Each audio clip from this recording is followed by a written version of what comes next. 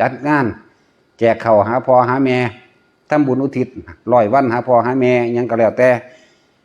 สั่งงัวสั่งควายมาขาเอาหมูมาขาเอาเป็ดเอาไก่มาขาบ่ได้จักอย่างบ่ได้จากบ่ล่ะขาผู้อื่นสิให้มันคือกันนั่นแหละกับอันเขาบูชายันคือสมัยเก่าก่อนโบราณมากนั่นแหละยกตัวอย่างเช่นพระเจ้าปัสเสนฝันบ่ดี16อย่างนั่นแหละบาดอิตาพามพวกมันนับถือพระเจ้าพระพรหมทั้งหลายนั่นน่ะมาทำนายไฟฝันแล้วมันก็บอกว่าสิเกิดเหตุอาเพศบ้านเมืองสิมีคนแย่งชิงบัลลังก์ของพระองค์เนี่ยมันก็เดาไปตามนั้นเห็นบ่ล่ะจับสัตว์มาเอาแพะมาเอาแกะมาเอางัวเอาควายมาย่างละ500แถมซ้ำเอาคนมาอีกต้องฆ่าเด็กน้อยอายุเท่านี้ผู้หญิงเท่านี้100 คนผู้ชายเท่านี้100 คน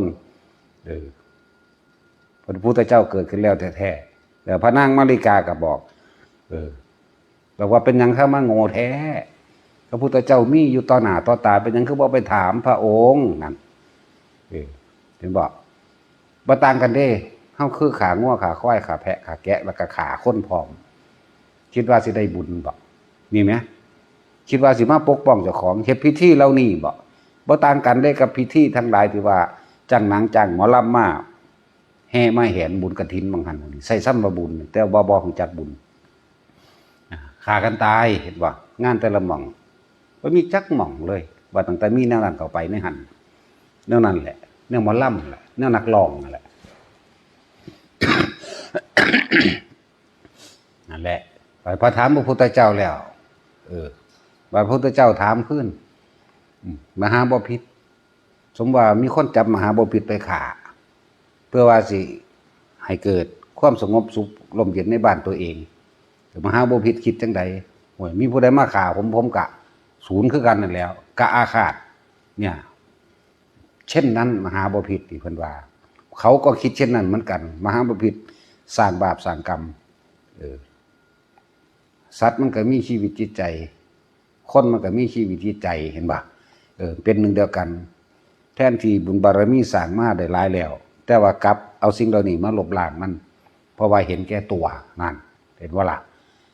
ฆ่าผู้อื่นให้ผู้อื่นฆ่าผู้อื่นเขาก็เป็นทุกข์เราคิดว่าเจ้าของสิมีความสุขนั่นน่ะนี่คือความเข้าใจผิด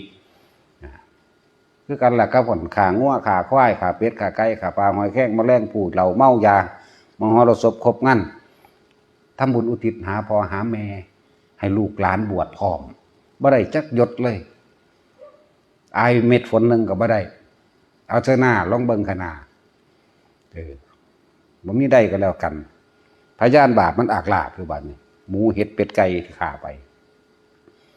กินเหล้าเมายาก็เป็นเรื่องของสนุกสนานเลยบุญอยู่ไสเอาถ้าเข้าใจคำว่าบุญคือความสงบเย็นบุญอยู่ไสบุญเกิดจากความสงบในภายในใจของเจ้าของเองเด้บ่ได้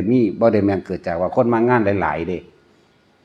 บ่แม่นคนมางานหลายๆคนมีหน้ามีตามีเกียรติมาเด้เอาเหล้าเอายามาแลกมันเมากันอยู่หั่นบ่แม่นแบบนั้นเด้เห็นว่าแต่ละงานบ่ผิดพลาดมีแต่ฆ่ากันสั่น